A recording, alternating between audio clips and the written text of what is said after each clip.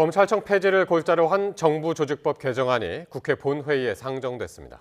민주당은 금융당국 개편은 빼면서 막판 합의를 시도했지만 국민의힘은 부작용이 우려되는 졸속 입법이라며 필리버스터에 돌입했습니다. 먼저 황보혜경 기자입니다. 본회의가 열리는 아침, 더불어민주당과 정부, 대통령실 고위 관계자들이 국회에서 급하게 모였습니다. 검찰청 폐지를 담은 정부조직법 개정안은 예정대로 상정하되 금융위원회 개편은 일단 제외하기로 했습니다. 금융 관련 정부 조직을 6개월 이상 불안정한 상태로 방치하는 것은 경제위기 극복에 전혀 도움이 안 된다는 점에 공감대를 형성했습니다. 국민의힘 제안을 일부 받아들이면서 막판까지 합의 처리를 촉구한 겁니다. 개편안을 두고 금융당국 반발이 이어지는 데다 야당이 소관 상임위원장을 맡고 있어 패스트트랙으로 지정되면 최소 180일이 지나야 상임위 통과가 가능하다는 점도 고려한 조치로 풀이됩니다. 본회의 직전까지 국회의장 중재로 여야 원내대표가 1시간 넘게 회동했지만 합의는 최종 결렬됐습니다. 결국 우원식 국회의장은 민주당 요구대로 정부조직법 개정안을 비롯해 방송미디어통신위원회 설치법과 국회법 개정안, 국회 증언감정법 개정안 등 4개 쟁점 법안을 본회의에 올렸습니다. 정부조직법 원안을 야당의 반대로 수정안을 낼 수밖에 없는 통탄스러운 상황이 왔습니다. 국민의힘은 검찰과 기재부, 이진숙 방송통신위원장을 겨냥한 졸속 조직계약이라고 반발했습니다. 금융위와 금감원을 현행 유지하기로 했다지만 민주당은 언제든 입장을 뒤집을 수 있다고 지적했습니다. 더불어민주당의 그간의 태도를 볼 때 야당과의 합의나 약속을 하루아침에 엎어버리고 또다시 단독으로 추진할 개연성은 얼마든지 있다고 보여집니다. 국민의힘은 쟁점 법안들에 대해 무제한 반대 토론, 필리버스터에 돌입했는데 24시간이 지나면 범여권이 강제 종결할 수 있어 하루에 한 건씩 표결이 이루어질 전망입니다. 정부조직법 개정안은 범여권 의석만으로 넉넉히 본회의를 통과할 수 있습니다. 이재명 정부 국회에서 익숙해진 필리버스터 정국이 4박 5일 동안 이어집니다. YTN 황보혜경입니다. 더불어민주당은 국민의힘이 정부조직법 개정안 처리 등의 반발에 필리버스터에 나서자 발목 잡기 정치의 최후가 어떤 심판으로 이어지는지 역사는 기록하고 국민은 심판할 거라며 즉각 철회하라고 촉구했습니다. 박수현 수석 대변인은 오늘 국회 브리핑에서 새 정부의 조직 개편을 필리버스터로 저지하는 역대 최초 사례로 기록되는 걸 알기는 하는 거냐고 지적했습니다.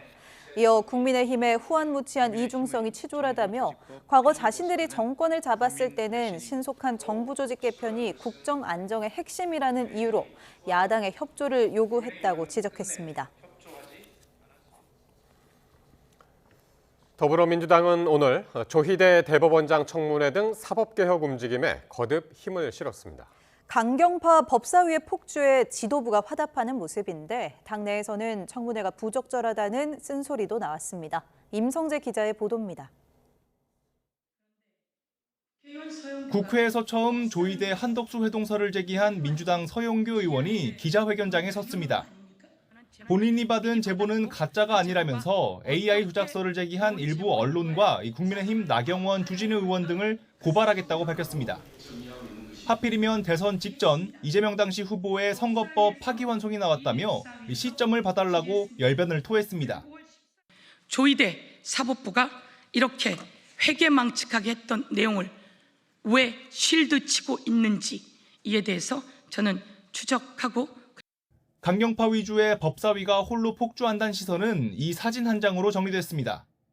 정청래 대표는 법사위원 격려 모습을 SNS에 올리며 이 역사적 사명감을 가지고 국민 뜻에 따라 사법개혁을 완성하겠다고 강조했습니다. 지도부도 이 사법부의 자성과 결단을 촉구한다.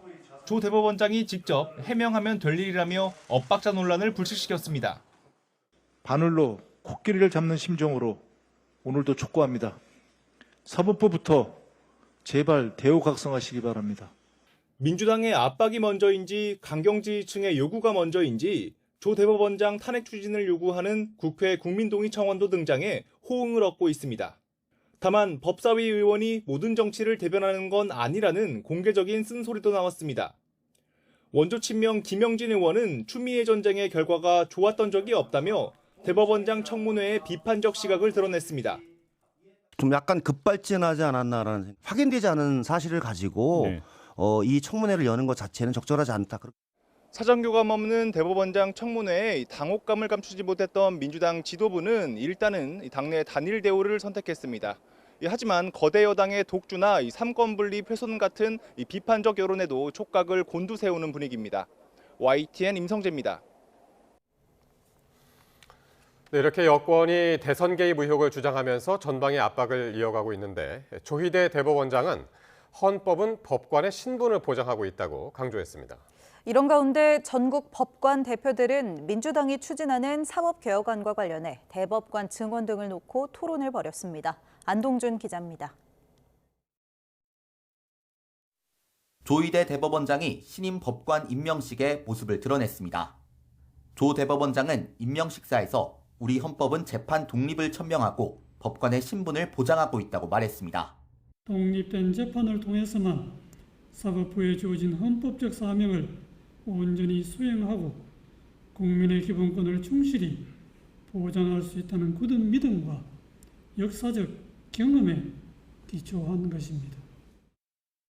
여권에서 이재명 대통령 사건의 대법원 전원합의체 판결을 문제 삼아 자신에 대한 거취 압박 수위를 높이는 가운데 사법부의 새 구성원들에게 헌법상 사법부 독립과 법관의 신분 보장을 강조한 겁니다.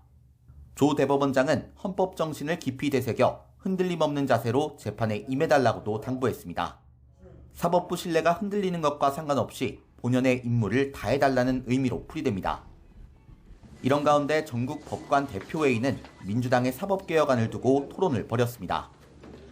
대법관 수를 늘리고 추천 방식을 바꾸는 민주당의 사법개혁안에 대해 치열한 논의가 이어졌습니다.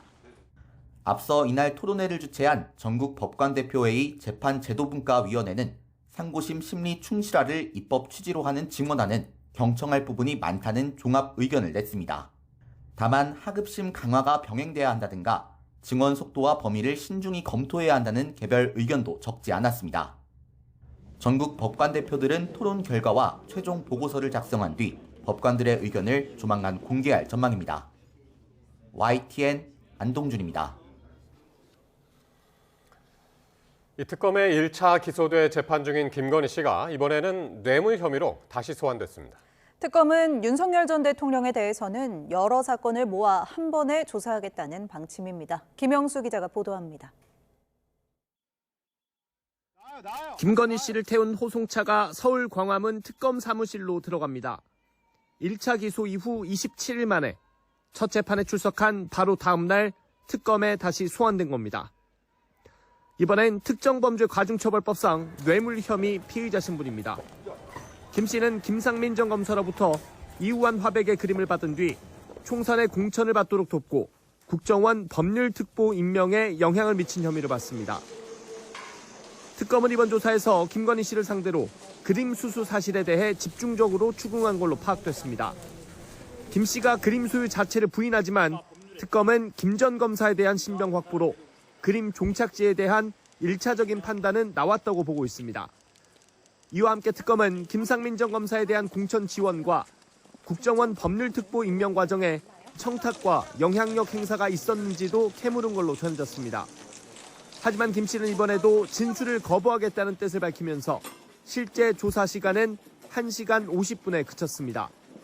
특검이 김 씨에게 공무원 범죄인 뇌물죄를 적용하면서 윤석열 전 대통령과 공범을 전제로 수사하고 있는 만큼 조사도 불가피합니다. 특검 관계자는 윤 전 대통령 조사가 필요한 사건이 많다면서 여러 차례 부르기보단 조사가 필요한 사건을 한꺼번에 묶어서 소환할 방침이라고 설명했습니다. YTN 김영수입니다.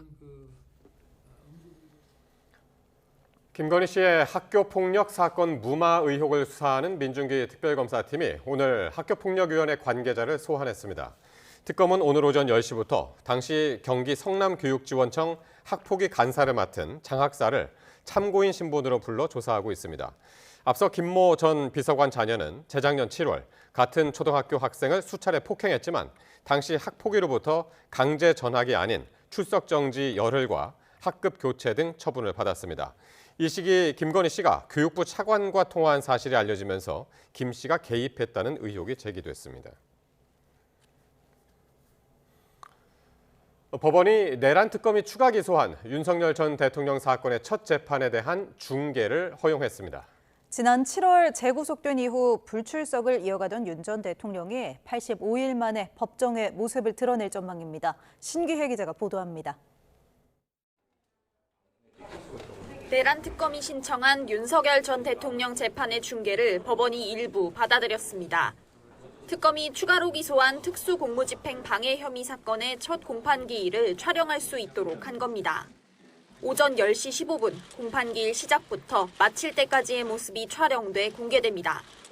다만 법원은 윤 전 대통령 보석신문은 촬영을 허가하지 않았는데 그 이유는 당일 법정에서 설명할 예정이라고 밝혔습니다.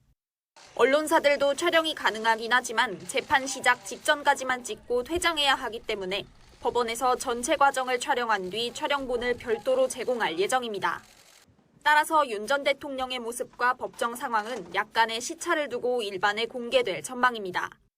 이와 관련해 특검은 중계가 처음인 만큼 특검에서도 잘 준비하겠다고 짧게 입장을 밝혔습니다. 통상 첫 공판기일에는 피고인의 인적사항 확인과 검찰 측의 모두 진술, 피고인 측의 혐의에 관한 의견 진술이 이뤄지고 이후 절차 논의 정도가 진행됩니다. 재판부가 특별히 발언 기회를 더 주지 않는 이상 윤 전 대통령은 인적사항 확인과 혐의 의견 진술 순서 정도에 직접 발언할 수 있을 거로 보입니다. 특검에 의해 재구속된 지 2달여 만에 국민 앞에 모습을 드러내는 윤 전 대통령이 어떤 발언을 내놓을지 주목됩니다. YTN 신기혜입니다. 비상계엄 관련 내란, 외환 의혹을 수사하는 조은석 특검팀이 어제 출석 요구에 응하지 않은 윤석열 전 대통령에 대해 두 번째 출석 요구서를 보냈습니다. 박지영 특검보는 오늘 브리핑에서 윤 전 대통령에게 오는 30일 오전 10시 출석을 요구하는 내용을 담은 서면을 교도관을 통해 전달했다고 밝혔습니다. 박 특검보는 윤 전 대통령이 두 번째 출석 요구에도 응하지 않을 경우 형사소송법에 규정된 일반적 절차에 따라 검토할 거라고도 강조했습니다. 유엔 총회에 참석한 이재명 대통령이 한국 정상으로는 처음으로 유엔 안전보장이사회 공개 토의를 주재했습니다. 이 대통령은 인공지능 시대의 변화를 기회로 만들 방법은 국제사회가 책임 있는 이용 원칙을 바로 세우는 것이라고 강조했습니다. 보도에 홍민기 기자입니다. 유엔 사무총장을 비롯해 각국 정상들이 참석한 가운데 안전보장이사회 의장석에 앉은 이재명 대통령. 이 대통령은 의사봉을 잡고 인공지능과 국제평화 안보를 주제로 회의를 이끌었습니다. 네, 의제가 채택되었습니다. 안보리 비상임이사국인 우리나라는 9월 한 달 동안 의장국을 맡고 있는데 한국 정상이 안보리 공개 토의를 주재하는 건 이번이 처음입니다. 이 대통령은 인공지능의 명과 암이 공존하고 있다며 모두를 위한 인공지능을 위해 국제사회가 공동 대응 방안을 찾자고 제안했습니다. 새로운 시대적 사명을 마다하지 맙시다. AI가 가져올 변화를 인류가 재도약할 발판으로 만들어냅시다. 그러면서 대한민국의 역할도 강조했습니다. 글로벌 책임 강국으로서 AI가 인류의 지속 가능한 미래를 만드는 훌륭한 도구가 될 수 있도록 국제사회와의 협력을 주도하는 길에 앞장설 것입니다. 각국 정상과 전문가들도 AI의 보편적, 윤리적 이용을 위해 함께 노력해야 한다고 한 목소리를 냈습니다. We must ensure AI strengthens peace and security. I believe that it can, and if we act together, we can get there. This approach has delivered impressive results, while also leading to a reality where the most advanced models are built by a mere handful of companies. 이 대통령은 안보리 회의에 앞서 이탈리아와 폴란드 등 주요 정상들과도 잇따라 정상회담을 하고 인공지능과 방산 등 분야에서 후예적 협력을 이어나가자고 뜻을 모았습니다. 이런 가운데 함께 미국을 찾은 김혜경 여사는 뉴욕 코리아타운에 있는 반찬 가게와 서점 등을 찾아 한국 문화를 널리 알려 감사하다며 우리 동포들을 격려했습니다. YTN 홍민기입니다. $3,500억 달러 규모의 대미 투자 세부안을 놓고 한미 양측이 줄다리기를 이어가고 있는 상황에서 이재명 대통령이 스콧 베선트 미국 재무장관과 만났습니다. 이 상업적 합리성을 바탕에 두고 논의가 진전되기를 바란다는 뜻을 직접 전했는데 이 관세 협상에 어떤 영향을 줄지 주목됩니다. 뉴욕에서 강진원 특파 기자의 보도입니다. 뉴욕에서 유엔 총회와 양자회담 일정을 소화하고 있는 이재명 대통령이 미국 외환시장을 관리하는 스콧 베선트 미 재무장관을 따로 만났습니다. 한국 투자 서밋 행사에 일정상 못 오게 된 베선트 장관이 면담을 요청해 성사된 겁니다. 이 대통령은 지난달 한미 정상회담 이후 두 번째 만난 트럼프 대통령의 핵심 참모에게 관세 협상과 관련한 우리 정부의 원칙을 강조했습니다. 상업적 합리성을 바탕으로 논의가 진행돼야 한다고 사실상 못 박았습니다. 특히 대미 투자 패키지와 관련해서는 상업적 합리성을 바탕으로 한국과 미국 양국의 이익에 부합하는 방향으로 논의가 진전되기를 기대한다고. 우리 외화 보유액의 80%가 넘는 3,500억 달러를 미국 측 요구대로 현금으로 투자할 경우 제2의 IMF 사태에 직면할 수 있다는 겁니다. 미국과 투자 패키지에 합의한 일본은 경제 규모는 물론 외환시장 인프라가 한국과 크게 다르다는 점도 설명했습니다. 미리 정한 환율로 원화를 달러로 바꿀 수 있는 통화 스와프를 무한도로 체결하는 등 일종의 안전장치가 필요하다는 건데 베선트 장관은 구체적 사안에는 즉답하지 않은 거로 알려졌습니다. 대신 한미동맹은 굳건하고 일시적 또는 단기적 어려움이 있을 수는 있지만 충분히 잘 극복할 수 있다는 답변을 내놓았습니다. 트럼프 대통령의 한국에 관한 생각도 전했습니다. 한국이 미국에 있어서 매우 중요하다는 점을 잘 알고 있으며 특히 조선 분야 등에서 한국은 매우 중요한 파트너라는 점을. 대통령실은 베선트 장관이 이 대통령의 말을 경청했고 이후 내부에서 충분히 논의하겠다고 말했다고 밝혔습니다. 또 이번 만남이 앞으로 대미 투자 패키지 협상의 중요 분수령이 될 거로 보고 긍정적인 결론이 나올 수 있도록 최선을 다하겠다고 강조했습니다. 미국 뉴욕에서 YTN 강진원입니다. 김민석 국무총리가 외신 인터뷰를 통해서 비자 문제가 해결되기 전까지는 미국 투자가 불확실한 상태에 머물 것이라고 밝혔습니다. 대미 투자 유보를 의미한 것은 아니라고 총리실이 뒤늦게 해명을 했는데 한미 간 줄다리기가 이어지는 상황에서 나온 발언이라 주목됩니다. 이종환 기자입니다. 김민석 총리가 미국 비자 문제가 해결되지 않으면 미국 투자 프로젝트들이 불확실한 상태에 머물 것이라고 말했다고 블룸버그 통신이 보도했습니다. 김 총리는 비자 문제가 해결되지 않으면 의미 있는 진전은 사실상 불가능하다며 지난 7월 무역협상에서 합의한 3,500억 달러 규모의 대미 투자 펀드에도 불확실성을 드리고 있다고 언급했습니다. 한미 양국은 이달 초 미국 조지아주 배터리 공장에서 벌어진 대규모 단속으로 한국인 근로자 300여 명이 구금된 사건 이후 비자 제도 개정을 협의 중입니다. 일단 조속한 제도 개선의 필요성을 강조한 셈인데 비자 문제가 해결되지 않을 경우 대미 투자가 불가능할 수 있다는 취지로도 해석됐습니다. 그러자 국무총리실은 추가 해명에 나섰습니다. 비자 문제가 해결되지 않으면 한국 근로자와 가족들이 미국 입국을 굉장히 꺼리는 상황임을 설명한 것일 뿐이라며 대미 투자 유보를 의미한 발언은 아니라고 설명했습니다.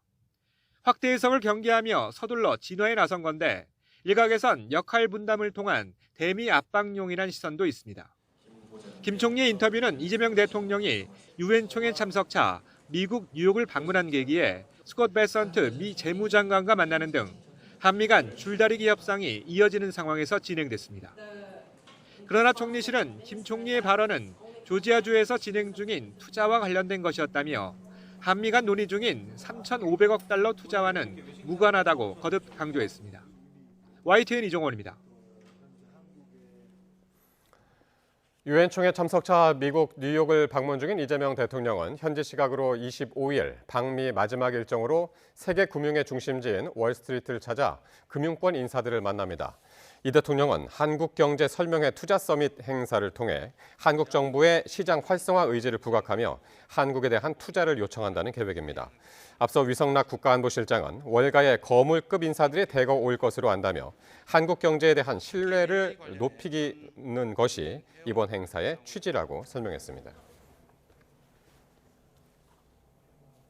네, 모레인 토요일 서울 여의도 한강공원에서는 서울 세계 불꽃축제가 열리죠.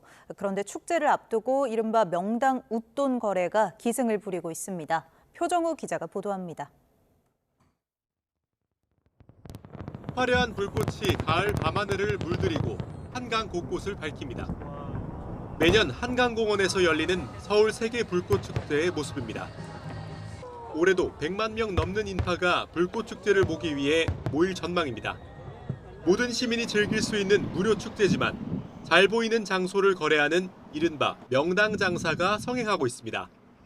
한강이 정면으로 보이는 카페는 축제 당일 좌석을 사전 예약했는데 판매를 시작하자마자 모든 자리가 매진됐습니다.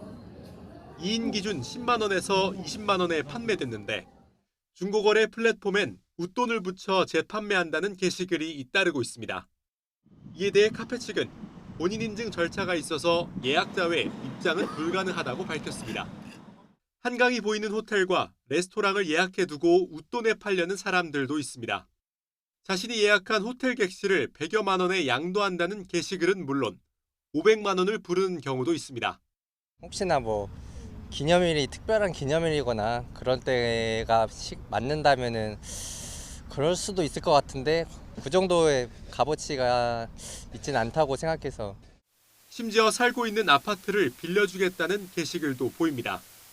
한강이 보이는 베란다 등을 이용할 수 있게 집을 비워주겠다고 하는데 1시간 30분에 49만 원입니다. 제 옆으로 보이는 아파트에선 축제 당일 거실을 빌려주겠다는 주민도 등장했습니다. 한강 앞에 위치했다는 점을 내세우며 시간당 비용을 받는 것으로 전해졌습니다. 이 밖에도 실외 명당을 미리 맡아주는 자리대행 아르바이트 글이나 인근 주차장 이용권을 판매한다는 글도 있습니다.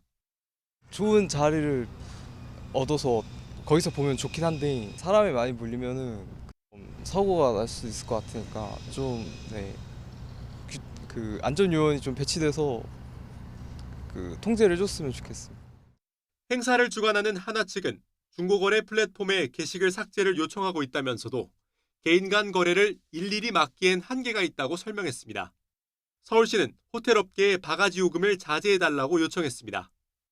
부르는 게 값이 된 명당 장사로 모두가 함께 즐기는 무료 축제의 취지가 흐려질 수 있다는 우려가 나옵니다.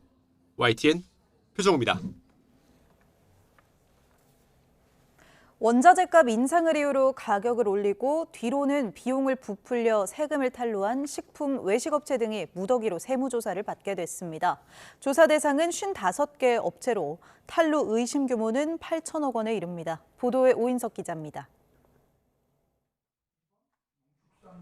국세청이 원자재 값이 올랐다며 상품 가격을 과도하게 올려 소비자에게 부담을 전가하고 마땅히 내야 할 세금은 탈루한 식품 외식업체 등 55곳에 대해 세무조사에 착수했습니다.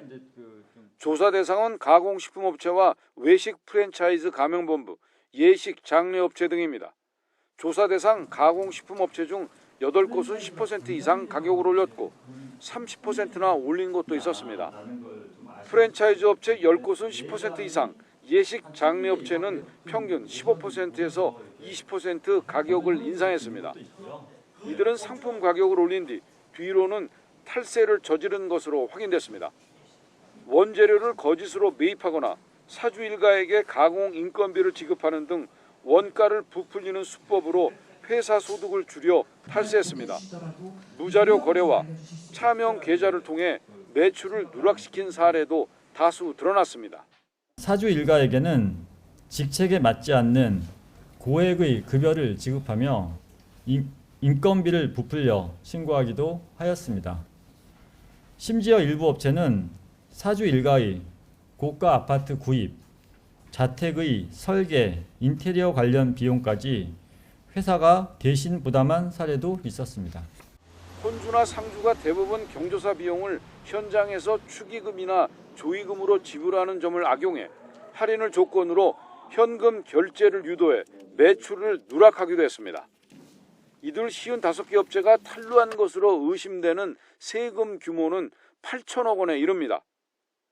국세청은 법인자금 유출과 가공인건비 지급 등을 통해 부를 쌓는 사주 일가의 재산 취득 전반에 대해 자금 출처를 조사하고 조사 대상 업체의 원가를 부풀리도록 도와준 거래처에 대해서도 엄정 조사하기로 했습니다. YTN 오인성입니다.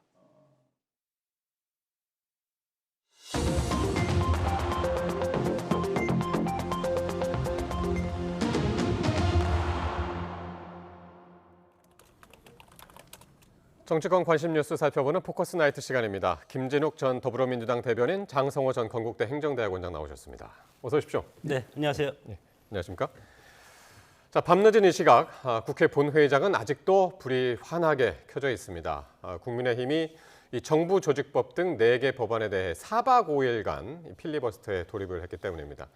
따라서 일단은 다음 주 월요일인 오늘 29일까지는 본회의장 불이 꺼지지 않을 것으로 보이는데요. 앞서 오늘 여야 원내대표가 정부 조직법 관련해서 협상을 했는데 합의에 이르지는 못한 거죠. 그렇습니다. 예. 오늘 국회의장께서 중재를 하셔서 오늘 본회의에 올라 상정할 법안들에 대한 어떤 중재가 있었음에도 불구하고, 그리고 또 특히 민주당에서도 정부 조직법에 대해서 또 당정대 협의를 통해서 금융위원회에 대한 정책 감독의 기능 분리 이 부분에 대한 야당의 어떤 그 요구 이런 부분들을 일부 수용했음에도 불구하고 결과적으로는 합의에 이르지 못해서 지금 이제 보시는 것처럼 정부 조직법에 대한 필리버스터가 진행 중인데 매우 좀 유감스럽게 생각한다 이런 말씀 좀 드려야 될 것 같습니다. 특히 정부 조직법이라는 것은 새 정부가 출범하면서 새 정부의 비전을 좀 잘 담아서 그런 부분들이 정책적으로 이루어질 수 있도록 조직을 좀 개편하는 측면이 굉장히 강한데 예. 이 부분에 대해서 야당이 협조하지 않는 것은 새 정부 출범에 대한 어떤 발목 잡기를 넘어서서 국정에 대한 어떤 파괴에까지 이르게 되는 거 아니냐 이런 그 비판이 나올 수밖에 없는 그런 상황에 이르게 된 점은 매우 유감스럽게 생각한다 이런 생각 갖고 있습니다. 예. 그래서 이제 당정대 회의가 이제 오늘 아침 일찍 있어서 지금 말씀하신 대로 이제 금융 관련한 조직 개편은 없는 것으로 빼고 이제 했는데도 국민의힘은 여전히 이제 반대를 했고 필리버스터에 돌입을 한 거죠. 금융위원회 설치법과 관련해서 그것을 취하한 것은 네. 그 위원장이 우리 국민의힘이지 않습니까? 그렇기 때문에 지금 합의 자체가 되지 않았고, 그리고 지난번에 여야가 정부 조직법에 대해서 일정 부분 합의를 하고 14시간 만에 이것에 대해서 또 파기를 하지 않았습니까? 그렇기 때문에 이 쟁점 법안 4개를 빼고 나서, 그리고 금융위원회 설치법 이거에 대해서도 마찬가지로 우리 국민의힘이 위원장을 맡고 있기 때문에 이것을 상정을 안 할 겁니다. 그리고 네. 지금 합의가 되지 어차피 않았고 못하는 거 이제 그렇게 그렇기 때문에 이제 그러면 민주당 입장에서는 패스트 트랙을 태워야 되지 않겠습니까? 그럼 패스트 트랙을 태우면 최장 6개월 정도 걸리기 때문에 아무 실익이 없다. 그래서 인심 쓰듯이 하면서 우리가 이것을 억울하게 이것을 포기하면서 쟁점 법안 4가지를 통과시키겠다. 예. 그렇게 이제 일방 선언한 거 아니겠습니까? 국민의 입장에서는 야당으로서 헌법을 수호하고 그리고 여당을 견제할 그런 근본적인 목적이라든가 책임이 있는 야당이기 때문에 헌법 정신이라든가 헌법적인 구조를 뜯어고치고, 그리고 위헌적인 그런 상황이 되는 검찰을 해체하는 그런 정부 조직법을 국민의 입장에서는 이것을 찬성할 수가 없는 겁니다. 그렇기 예. 때문에 일단 이거에 대해서 합의에 대해서 실패를 했고, 결국은 민주당 마음대로 갈 겁니다. 물론 국민의힘이 할 수 있는 것은 107명의 소수 정당이기 때문에 24시간 필리버스터밖에 할 수 없지만, 그럼에도 불구하고 24시간 동안이라도 국민들에게 이 법의 부당함 그런 것들을 차근차근 설명하는 그런 기회를 갖는 그런 시간이라고 봅니다. 예. 어쨌든 오늘 국민의힘에서는 그 비쟁점 법안에 대해서도 무한 필리버스터를 이제 예고를 했었는데 에이펙 정상회의 성공 개최 결의안 그리고 문신사 법안 요거는 협조하기로 하고 오늘 이제 본회의에서 통과를 시켜서 이 문신사법이 통과되면서 이제 비의료인의 문신 시술이 33년 만에 이제 합법화되는 그런 법안 통과도 오늘 있었고요. 자, 어제 이 정부조직법 개정안 상정을 하루 앞두고 노만석 검찰총장 대행이 입장문을 냈었죠. 헌법에 규정된 검찰을 지우는 것은 검찰개혁의 오점이 될 수 있다라고 했는데 이와 관련해서 오늘 법사위에서 추미애 위원장하고 정성호 법무부 장관의 발언이 있었습니다. 들어보겠습니다. 근데 그걸 오점이라고 망언을 하고 있는데 그건 단순히 개인적 의견에 그치지는 않습니다. 제가 볼 때는 조직에 대한 반란을 유도하는 것이죠. 엄정하게 기강을 잡아주시기를 당부드리겠습니다. 노만석 처장의 해당 발언은 저도 뭐 부적절하다고 느끼고 있고요. 네. 어떠한 조치가 적절한지는 좀 연구해서 좀 보고드리도록 하겠습니다. 예, 조직의 반란을 유도하고 있다라고 했고요. 거기에 대해서 이제 법무장관이 어떤 조치가 필요한지 연구해 보겠다라고 했는데 어쨌든 추미애 위원장은 노만석 총장 대행의 어제 입장 표명을 조직의 반란으로 보고 있는 것 같습니다. 뭐 지금 이제 노만석 검찰총장 대행의 신분이기 때문에 아마 네. 아주 조직 전체가 그렇게 가는 거 아니냐 이런 이제 우려가 있을 수 있습니다. 뭐 그러나 제가 뭐 저 개인적으로 볼 때는 검찰 조직 전체의 의견이다 이렇게 보지는 않습니다. 검찰에서도 검찰의 기소권, 수사권이 분리되어야 한다라는 부분에 있어서는 많은 공감대가 좀 이루어진 부분이 있다라고 보여지고. 예.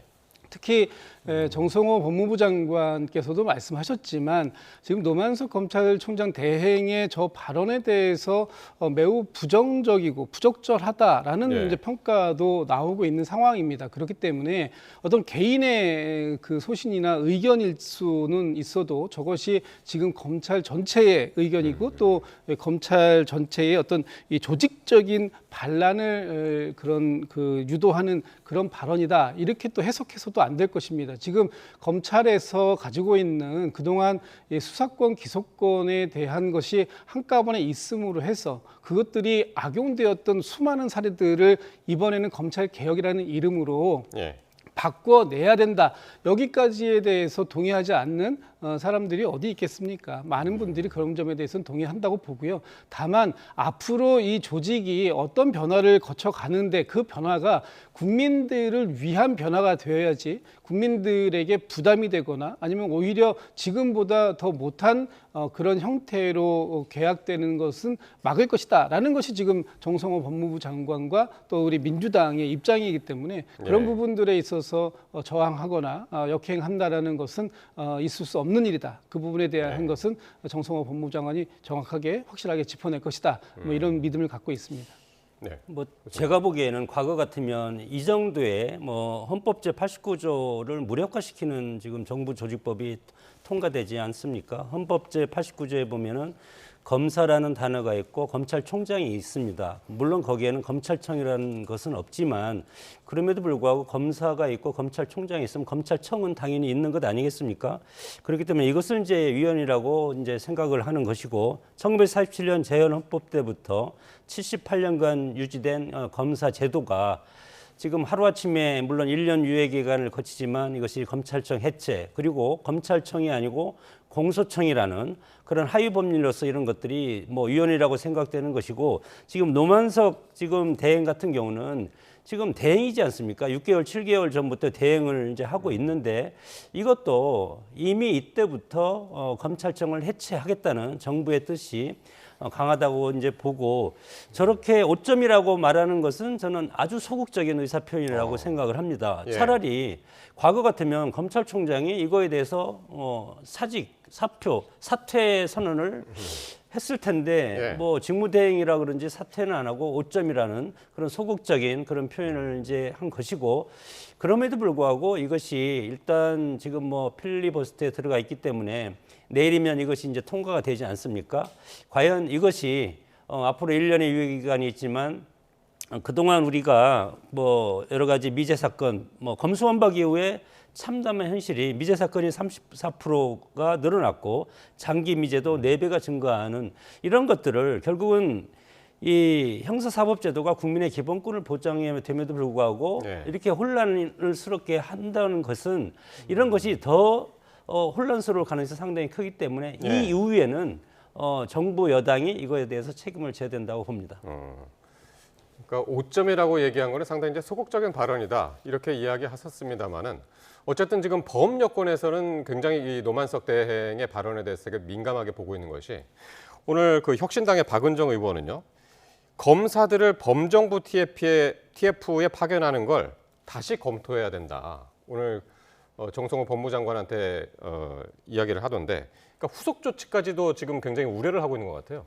그렇습니다. 지금 이제 정부에서 이제 내일 이제 만약에 지금 이제 검찰청 폐지와 관련된 정부조직법이 이제 개편이 되면 이제부터는 후속 조치들을 이제 준비해야 되는데 그것을 범정부 TF를 만들겠다. 그것은 이제 총리실 산하에 지난번에 이제 거잖아요. 맞습니다. 총리실 산하에다 두고 만드는데 거기에 당연히 이제 법무부와 검찰청 이런 뭐 이제 그 관련 부처들의 사람들이 모여서 TF를 통해서 앞으로 어떤 방식으로 지금의 이 수사권과 기소권을 정리해 나갈 것인가 하는 부분을 만들 거 아닙니까? 거기에 이제 그 검사들이 파견이 될 텐데 결국은 검사들의 조직 이기주의가 또 작동될 수 있다. 특히 이제 앞으로 남아 있는 문제 중에 가장 큰 쟁점이 될 부분은 이제 보안 수사권 내지는 보안 수사 요구권 이 두 가지 사안 아니겠습니까?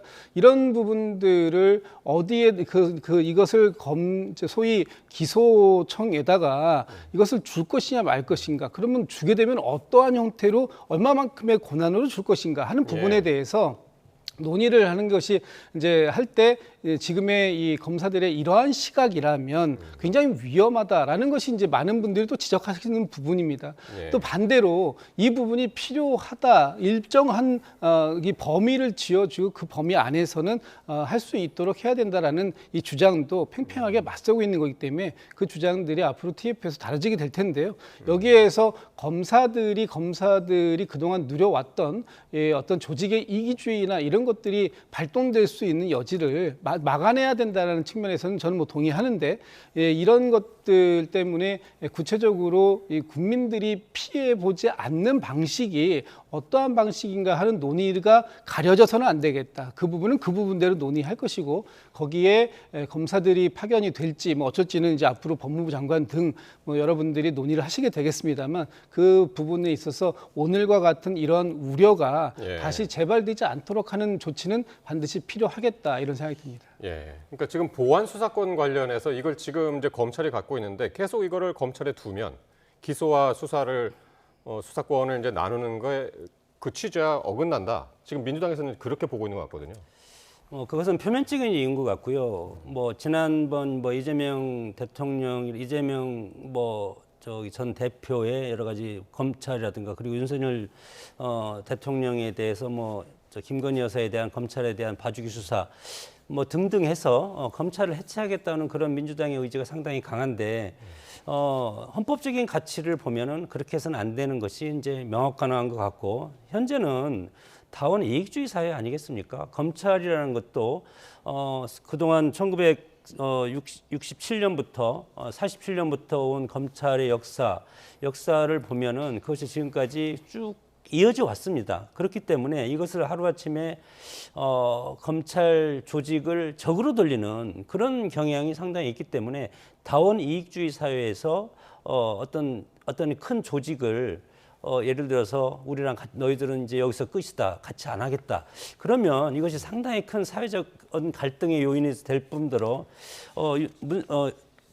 문재인 정부 때 국정원이라든가 대북 뭐 이런 기능에 대해서 대북 휴민트에 대해서 상당히 이제 없애지 않았습니까? 그렇기 때문에 그래서 대북 사업이라든가 이런 거에 대해서 뭐 상당히 어려움을 겪고 있는 것이 지금 현장이고 마찬가지로 최근에 70명의 검사가 사직을 하고 있습니다. 그렇게 되면 앞으로 검사 너희들은 공수처에 가서 그냥 뭐 경찰에서 올라온 것을 그냥 사인만 해서 뭐 영장 청구나 해라. 그렇게 되면 누가 검찰에서 검사로서 역할을 하겠습니까? 그렇기 때문에 사법부의 사단이 커다란 갈등 요인이 지금 발생하고 있기 때문에 이런 것들을 지혜롭게 하는 것이 정부 여당의 입장인데 그런 것들이 저는 네. 다시 한번 재고해 주기를 부탁드립니다. 어쨌든 내일 이게 이제 통과되더라도 정부조직법이 통과되더라도 1년의 유예 기간이 있고 그 기간 동안에 이제 정부가 주도로 해서 이 후속 TF단을 꾸리기 때문에 거기서 또 이 안이 어떻게 논의가 될지 거기서 이제 검사들이 대거 투입이 됐을 경우 그거를 이제 민주당에서는 지금 우려하고 있는 것 같고 그런 상황인 것 같습니다. 자, 이렇게 검찰개혁에 속도가 붙으면서 지금 이 공수처가 새로운 뇌관으로 등장을 했는데요. 민주당의 김용민 의원이 이 대법원장, 검찰총장 등이 저지른 모든 범죄를 공수처가 수사할 수 있도록 하는 공수처법 개정안을 대표 발의했습니다. 현재는 이 공수처법이요, 이 고위공직자의 직무 관련 범위에 한해서만 이제 수사가 가능한데 수사 범위를 대폭 확대시키는 그런 법안인가 봐요. 그렇습니다. 예. 이 부분에 대해서는 아직 당론으로 지금 이 법안이 논의가 되는 상황은 아닌 것 같습니다. 네. 그러나 지금 김용민 의원이 발의한 법안의 내용을 보면 그동안 이 고위공직자에 대해서 수사를 하는 것이 이제 공수처의 역할인데 이제 특히 직무와 관련된 범죄에 대해서만 하다 보니까 사실 그 공직자가 행한 직무 이외의 범죄 행위에 대해서는 누가 수사하는 것이 맞느냐 하는 부분에 대한 논란이 또 있었던 것도 사실이기 때문에 이 부분을 이제 명확하게 하기 위해서 공수처의 기능을 조금 더 넓게 강화시켜주는 그런 법안의 취지로 저는 이해를 하고 있습니다. 그런데 이제 공수처가 그동안 처음 출범한 때에 가졌던 그런 목표보다 기능을 제대로 못하고 있다라는 질타를 받아왔던 이유 중에 하나가 공수처가 할 수 있는 범위가 너무 제한적이다. 또는 공수처의 지금 인원이라든지 어떤 예산이라든지 이런 부분들이 원래 취지와 맞지 않게 너무 작게 배정되어 있다 보니까 오히려 공수처가 유명무실할 수밖에 없는 상황이 된 거 아니냐. 그렇기 때문에 이 차제에 공수처 나름의 어떤 출범 목적에 맞는 기능을 제대로 할 수 있도록 공수처를 좀 강화할 필요가 있다라는 것이 이제 지난 12.3 비상기업 이후에 사실 공수처에 대해서 나왔던 문제 제기들입니다. 아마도 그런 부분들에 대한 후속적인 그 개정안을 좀 발의하신 것 같은데 이 부분에 대해서는 조금 더 논의가 좀 당내에서 있게 되지 않을까라는 생각이 듭니다. 그래서 이걸 어떤 시각으로 보느냐면 야당에서는 이게 사실상 조희대 대법원장을 겨냥한 압박 수단이 아니냐. 왜냐하면 지난 5월에 조희대 대법원장이 이제 당시에 이재명 당시 후보의 공직선거법과 관련해서 유죄 취지의 파기환송 선고를 했는데 이거를 수사하기 위한 것이 아니냐. 그렇게 봐서 지금 논란이 되고 있는 거거든요. 헌법 정신에도 어긋나고 우리 헌법에 보면 어떤 특정인을 위인설관도 있지만 위인설법을 하겠다는 겁니다. 민주당의 저런 모습이 상당히 오만하고 그리고 국민이 다수 의석을 몰아준 것이 저런 것을 하라고 몰아준 것은 아니지 않습니까? 국민을 위해서 열심히 일하라는 그때 당시에 국민의힘은 여러 가지 비판을 받을 수가 있으니까 민주당에게 국민을 위해서 열심히 일하라고 해서 108석 정도의 의석을 몰아줬는데 지금 보면은 예를 들어서 이재명 대표의 파기환송을 빠른 시일 내에 한 대법원장에 대해서 수사할 수 있게 그리고 검찰총장도 지금 특검의 조사를 받고 있지만 마찬가지로 공수처의 수사를 할 수 있게 그렇게 되면 일반 민간인까지도 기소권을 갖게 될 수도 있지 않겠습니까? 그런 것들은 상당히 국민들이 보기에 상당히 오만하다고 볼 수 있고 권력이라는 것은 국민들이 주권자인 국민들이 일정 부분 특정 기관만 위임해서 주는 것이지 만약에 그것이 오만하다고 보일 때는 국민들은 가차없이 심판을 합니다. 검찰에서 문제가 있다면 검찰 조직에 대한 어떤 개선을 해서 개혁을 하면 되지 않겠습니까? 검찰총장도 마찬가지고 대법원장도 마찬가지로 그러면 국회에서 3분의 2가 찬성할 수 있을 정도로 해서 대법원장을 임명하는 법을 만들면 될 것인데 제도적인 것이 아니고 기존의 공수처 우리가 잘 알지 않습니까? 지난 12.3 비상계엄 이후에 공수처가 어떻게 했습니까? 그런 것들을 우리 국민들이 다 알고 있는데 옥상옥을 만들어서 검찰은 무조건 안 된다. 그래서 쉬운 방법이 있는데 그걸 가지 않고 돌아서 이렇게 해서 새로운 기형적인 그런 어떤 사법 체계로 가는 것은 국민적 심판을 받을 가능성이 크기 때문에 이런 것들은 자중해야 된다고 봅니다. 네, 그렇습니다. 어쨌든 이 공수처법 개정안은 일단은 김용민 의원이 이제 대표 발의를 한 상황이고 민주당이 당론으로 아직 뭐 선택하지는 이제 않은 상황이기 때문에 앞으로 전개 과정을 좀 지켜봐야 될 것 같고요. 자, 이 조희대 대법원장 청문회를 둘러싼 여야 공방이 계속 거세지고 있는데요. 민주당 지도부는 이 법사위 주도의 청문회에 힘을 실었는데 당내에서는 우려의 목소리도 나오고 있습니다. 관련 발언들 들어보시겠습니다. 조희대 청문회는 음모론이 아니라 국회의 책무를 다하는 정당한 청문회입니다. 조희대 대법원장의 판결은 사법부 수장이 민주헌정을 어떻게 위협할 수 있는지를 보여준 희대의 사건입니다. 민주당에서 이제 이재명 대통령에 대한 파기환송, 공직선거법 위반이죠.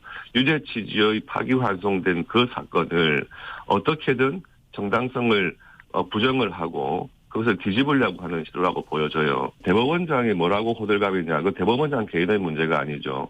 사법부의 독립과 관련된 것입니다. 좀 약간 급발진하지 않았나라는 생각이 좀 들었습니다. 대법원장 청문회라고 하는 건 대단히 무거운 주제이고 대단히 중요한 사안인데 조금 더 당내 전체 지도부와 상의하면서 진행하고. 예, 30일 조희대 대법원장을 주인공으로 하는 이 청문회를 열기로 해가지고 파장이 큰데 그때 당시 이제 처음 나왔던 얘기가 민주당 지도부가 패싱당한 거 아니냐, 모르는 사이에 법사위에서 일방적으로 한 것 아니냐, 이제 이런 얘기가 나와서. 근데 정청래 대표가 어제 법사위원들을 직접 방문을 해서 격려 방문을 한 그런 사진까지 지금 나왔습니다. 본인은 이제 직접 SNS에 올렸는데 어떻게 이해를 하면 되겠습니까? 뭐 정청래 대표 입장에서는 이번 청문회가 법사위에서 추진될 때 아마 당 지도부나 원내 지도부하고 조금 더 전략적인 소통이 있었으면 어땠을까라는 아쉬움도 있었겠습니다만 또 한편으로 보면 조희대 대법원장에 대한 청문회를 정청래 대표가 법사위원장을 맡고 있던 5월 달에도 이미 한 차례 추진을 했었던 사안입니다. 예. 그때도 이 지금 요번에 청문회에서 묻겠다고 하는 이런 조희대 대법원장의 어떤 그 대선 관여 행위, 정치적 중립을 위반하는 행위, 이런 부분들에 대해서도 충분히 그 당시에도 얘기가 나왔던 상황이기 때문에 이건 할 수 있는 사안이다라고 일단은 보고 있는 것 같습니다. 저도 개인적으로 그런 생각하고요. 그런데 이제 문제는 이번에 그러면 추미애 법사위원장과 법사위원들이 정말 단독적으로 급발진해서 이것을 진행시킨 것이냐, 아니면 나름 그래도 대표나 또 원내대표와 소통을 어느 정도 이루어가면서 지금 이것을 했는가 하는 부분이고, 그런 부분들에 대해서 어떤 여론이나 뭐 언론들께서 계속해서 당내 패싱 문제라든지 이런 걸 얘기하니까 어제 이제 직접 SNS를 통해서 화이팅이라고 법사위원들을 이제 격려도 했지만 그 정도 가지고 안 되겠다 싶으니까 이제 직접 법사위원들과의 간담회 자리를 만드셨던 것 같습니다. 저는 충분히 할 수 있는 일이다. 다만 지금 이 부분에 대해서 당내 또는 당 밖에 있는 국민들께서 약간 좀 걱정스러운 우려의 시선을 가지고 지켜보고 있는 분들이 적지 않다라고 한다면 앞으로 다음 주에 예정되어 있는 청문회가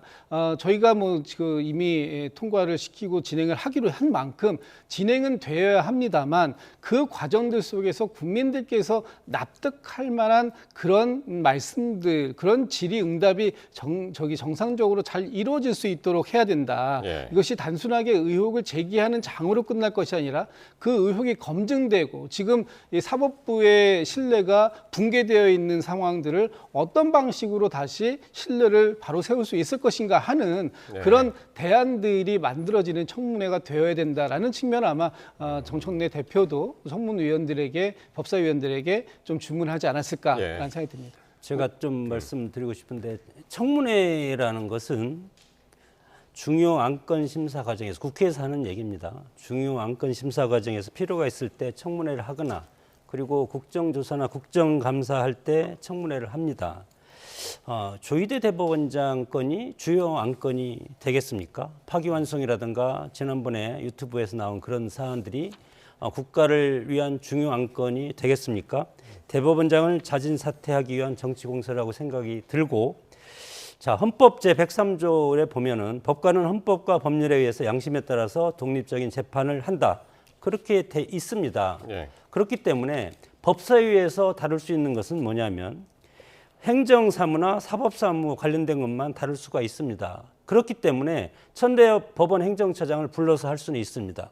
지난번 5월 14일 날 그 정청래 당대표였을 때 그때 결국은 청문회 했지만 아무도 안 나오지 않았습니까? 그래서 무산된 것도 마찬가지로 대법원장이 여기에 나올 법적인 그런 근거가 없기 때문에 못 나왔다고 생각이 들어서 이런 것들도 마찬가지로 너무 정치 공세에 가진 것이 많은 그런 민주당이지 않습니까? 그렇기 때문에 헌법적인 질서를 지키면서 사법부 독립도 지키면서 판사의 독립도 지키면서 하는 것이 좋겠다고 생각이 듭니다. 오늘 그 대법원에서 신임 법관 임명식이 있었는데 여기서 조희대 대법원장이 이런 얘기를 했습니다. 재판권의 독립과 또 법관의 신분 보장 이런 것들을 이제 강조를 했는데 그러면서 오늘 출근길에는 청문회 출석 여부에 대해서 아무런 답변을 하지 않았고 어떻게 보시나요? 30일 청문회 때 나올까요? 안 나올까요?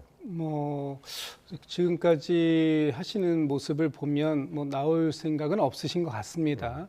그런데 지금 이렇게 피하기만 해서 과연 지금의 이 사법부의 신뢰를 바로 세울 수 있을까? 저는 그렇지 않다고 봅니다. 지금 조희대 대법원장께서 하실 것은 이것을 언론이나 이런 데서 피할 것이 아니라 당신이 어떤 방식으로 사법부의 신뢰를 다시 제대로 세워낼 수 있을 것인가 하는 부분에 대해서 국민들께 소상하게 그 말씀을 하시는 것이 지금은 당장 필요한 시점이다. 이런 말씀을 드리고 싶습니다. 예, 교수님. 좀 전에 제가 말씀드렸지만 집권 여당 그리고 정부의 존재 목적은 국민의 삶을 향상시키고 헌법을 수호하는 데 있지 않습니까? 그렇기 때문에 이런 모습들은 좀 전에 제가 청문회와 관련돼서 말씀을 드렸지만 사법부의 독립을 침해하는 그런 것들은 하지 않아야 되기 때문에 정부의 자성을 촉구합니다. 네. 오늘 말씀 여기까지 듣겠습니다. 지금까지 김진욱 민주당 대변인, 장성호 전 건국대 행정대학원장과 함께했습니다. 고맙습니다.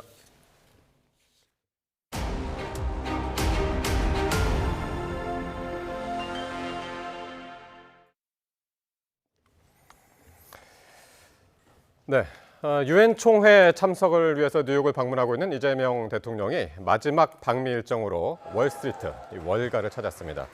이 대통령은 우리나라에 대한 적극적인 투자를 요청할 예정인데 이 투자 설명회에 앞서서 타종 행사부터 진행을 하는데요. 자, 지금 화면으로 나오고 있습니다. 이게 뉴욕 증권거래소입니다. 오늘 지금 우리 시각으로 10시 반인데 반이 가까워오고 있는데 현지 시각으로는 오전 9시 30분입니다. 25일. 그러니까 오늘 지금 막 이제 9시 반이면은 뉴욕 증시가 이제 개장을 하는데 거기서 첫 일정으로 타종을 이재명 대통령이 하게 되는 것이죠. 우리 정부 인사들도 이제 옆에 구윤철 장관도 있고요. 부총리도 있고 한데 지금 저 앞에 보이는 여자분 린 마틴 뉴욕 증권거래소의 그룹 회장입니다. 오늘 같이 오늘 타종 행사를 할 예정인데요. 조금 전에는 이 회장 또 임원진 뉴욕 증권거래소 관계자들과 함께 환담을 하는 모습도 있었고 타종을 위해서 지금 2층으로 이동해서 타종을 지금 준비하고 있는 그런 모습입니다. 뉴욕 증권거래소에서 이제 타종을 하는 한국 정상은 이번이 이제 처음 같은데요. 예. 투자 설명회도 오늘 밤에 지금 예정이 되어 있습니다. 우리 정부의 시장 활성화 그리고 기업 지원에 대한 의지를 부각하면서 우리나라에 대한 적극적인 투자를 요청하기 위한 것인데 그것은 25일, 현지 시각으로 25일 밤에 예정이 돼 있고 오늘 지금 이 시각은 25일 아침, 현지 시각 9시 반, 뉴욕 증시가 막 개장을 앞두고 있는 시간입니다. 구윤철 경제부총리를 비롯해서 오늘 저녁 때 투자 설명회에는 또 우리 기업인들도 설명회에 대거 참석을 하고요. 양국 재계 인사들 간 교류를 늘리는 데에도 이번 행사가 큰 도움이 될 것으로 보입니다. 예.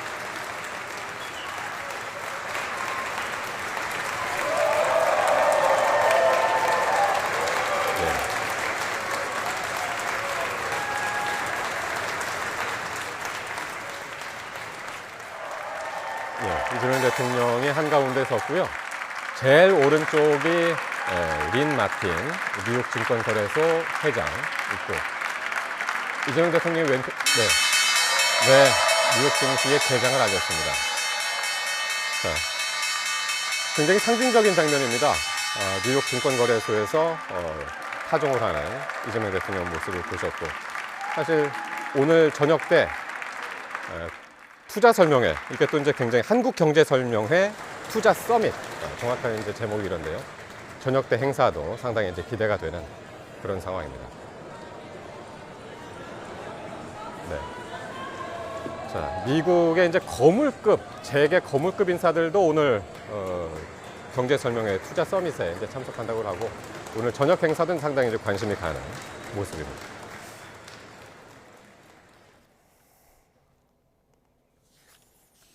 네, 다음 소식으로 이어가겠습니다. 김민석 국무총리가 한국의 미국 투자 프로젝트들이 비자 문제가 해결되기 전까지 불확실한 상태에 머물 것이라고 밝혔습니다. 블룸버그 통신에 따르면 김 총리는 어제 서울에서 블룸버그와 한 인터뷰에서 비자 문제가 해결되지 않으면 의미 있는 진전은 사실상 불가능하다며 이같이 말했습니다. 김 총리는 프로젝트가 완전히 중단되거나 공식적으로 보류된 것은 아니지만 비자 문제가 풀리기 전까지는 많은 인력이 미국에 신규 입국하거나 재입국하기가 매우 어려울 것이라고 밝혔습니다. 아울러 비자 문제가 지난 7월 무역 협상에서 합의한 3,500억 달러 규모 대미 투자 펀드에도 불확실성을 들이우고 있다고 덧붙였습니다. 김민석 국무총리는 국회에 와서도 이 비자 문제와 또 대미 투자를 연결한 외신 보도는 오보라고 강하게 반박을 했습니다. 하지만 국민의힘은 관세 문제를 풀어야 할 책임자가 미국을 협박하고 있다며 비판했습니다. 윤웅성 기자가 보도합니다. 고위 당정대 협의를 위해 국회를 깜짝 방문한 김민석 총리에게 취재진 질문이 쏟아졌습니다. 비자 문제가 해결되지 않으면 대미 투자를 유보하겠다는 외신 보도 때문인데 김 총리는 오보라고 손을 저었습니다. 블룸버그 통신 인터뷰하신 게 해명 자료도 내셨는데 정확한 거 보시고 말씀하시니까. 이재명 대통령이 직접 서명했으면 탄핵당했을 거라고 언급했을 정도로 관세 줄다리기가 치열한 상황에서 우리 정부 협상력은 높이되 확전은 자제하는 모양새를 취한 것으로도 풀이됩니다. 하지만 국민의힘은 총리가 무책임한 협박성 발언을 했다고 비판했습니다. 관세 협상이 난항을 겪자 반미 선동으로 태세를 전환하는 것이라며 비자 문제나 통화 스와프 등은 한미 간의 신뢰 문제라고 지적했습니다. 대한민국 대통령이 이재명이라는 것, 대한민국 국무총리가 김민석이라는 것, 그것이 지금 대한민국의 최대의 리스크입니다. 여당인 민주당은 김 총리 발언에 대한 직접 언급은 아낀 채 방미 중인 이재명 대통령의 성과를 치켜세우는 데 공을 들였습니다. 맨몸으로 민주주의를 지켜낸 우리 국민의 용기와 신념을 세계에 과시했습니다. 특히 END 한반도 평화 구상을 제시하시면서 국제사회의 지지와 공감을 얻어냈습니다. 한미 관세 협상의 세부 조율이 늦어지는 가운데 최종 타결되기 전까진 발언 하나하나에 정치권이 예민하게 반응하는 살얼음판 상황이 반복될 수밖에 없어 보입니다. YTN 윤웅성입니다. 김정은 북한 국무위원장이 비핵화 요구 포기를 전제로 한 북미 대화 재개 의사를 밝힌 가운데 트럼프 정부는 북한의 완전한 비핵화에 전념하고 있다고 미국 국무부 당국자가 밝혔습니다. 민윤 휴스턴 미국 국무부 부대변인은 현지 시간 24일 미국 뉴욕 유엔 본부에서 한 국내 연합뉴스와의 인터뷰에서 트럼프 행정부는 출범했을 때부터 여러 차례 걸쳐 북한의 완전한 비핵화에 대한 미국의 의지를 표명해왔다고 말했습니다. 휴스턴 부대변인은 이어 북한의 탄도미사일 발사와 대량 살상 무기에 대한 야망은 유엔 안전보장이사회 결의를 위반한 것이라고 지적했습니다. 정동영 통일부 장관은 남북이 현실적으로 두 국가라는 입장을 재확인하면서도 영구 분단을 의미하는 것은 아니라고 밝혔습니다. 정 장관은 오늘 기자간담회에서 남북은 사실상의 두 국가이자 국제법적 두 국가라면서 국민 다수가 북한을 국가로 인정하는 것이 현실이라고 말했습니다. 그러면서 국가성을 인정하는 것이 영구 분단을 의미하는 것은 아니라며 현실적이고 실용적인 관점에서 유연하게 남북관계를 보는 것이라고 부연했습니다. 7년 만에 유엔 총회로 파견되는 북한 대표단이 뉴욕행 환승을 위해서 중국 베이징을 경유했습니다. 미국에는 차관급을 보내는 대신 장관급인 최선희 외무상은 3주 만에 다시 중국을 찾습니다. 베이징에서 강정규 특파원입니다. 화, 목, 토 매주 3회 운항하는 고려항공 정기편 가운데 하나가 베이징 수도공항에 도착했습니다. 이번엔 북한 김선경 외무성 부상이 이끄는 제80차 유엔 총회 파견단을 태우고 왔습니다. 부장님 한마디만 들려주세요. 미국과 회담 계획 있습니까? 일반 출구로 빠져나온 김 부상 일행은 북한 외교 차량에 옮겨 탄 뒤 공항을 빠져나갔습니다. 베이징 현지 일정은 알려진 게 없지만 중국 국적기로 환승을 위해 잠시 들른 걸로 보입니다. 북한 대표단은 이곳 베이징 수도공항에서 다시 밤 비행기로 갈아타고 미국 뉴욕으로 날아갑니다. 김선경 부상은 오는 29일에 열리는 유엔 총회 일반 토의에서 연설할 거로 알려졌습니다. 김정은 위원장이 공언한 비핵화 거부와 한반도 적대적 두 국가론 등을 주장할 거로 보입니다. 일각에선 북미 대화 재개를 위해 트럼프 2기 행정부와 물밑 접촉에 나설 거란 관측도 나옵니다.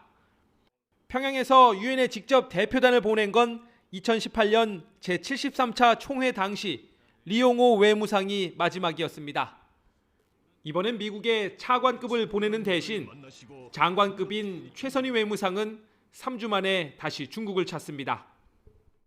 外交部长王毅邀请朝鲜外相崔善基将于9月27日至30日访华. 지난 4일 북중 정상회담 후속 조치와 다음 달 북한의 창당 80주년 열병식 귀빈 초청 등이 의제로 꼽힙니다. 베이징에서 YTN 강정규입니다. 네, 개그의 대부로 불린 코미디언 전유성 씨가 향년 76세로 별세했다는 소식입니다. 전 씨는 오늘 밤 9시 10분쯤 입원해 있던 전북대학교 병원에서 앓고 있던 폐기흉 증세가 악화해 숨졌습니다. 대한민국 방송 코미디언 협회는 전 씨의 장례를 서울에서 희극인장으로 치를 예정입니다. 지난 1969년 TBC 전유성의 쇼쇼쇼를 통해 데뷔한 전 씨는 공개 코미디 무대와 개그 콘서트 같은 TV 코미디 무대를 아우르며 활약해 왔습니다. 지난 7일 이재명 정부의 첫 주택 공급 대책이 나왔지만 서울 부동산 시장은 여전히 심상치 않습니다. 서울 아파트값은 3주 연속 상승폭을 키웠는데 이번에도 성동과 마포 등 이른바 한강벨트가 아파트값 상승을 이끌었습니다. 최두희 기자입니다.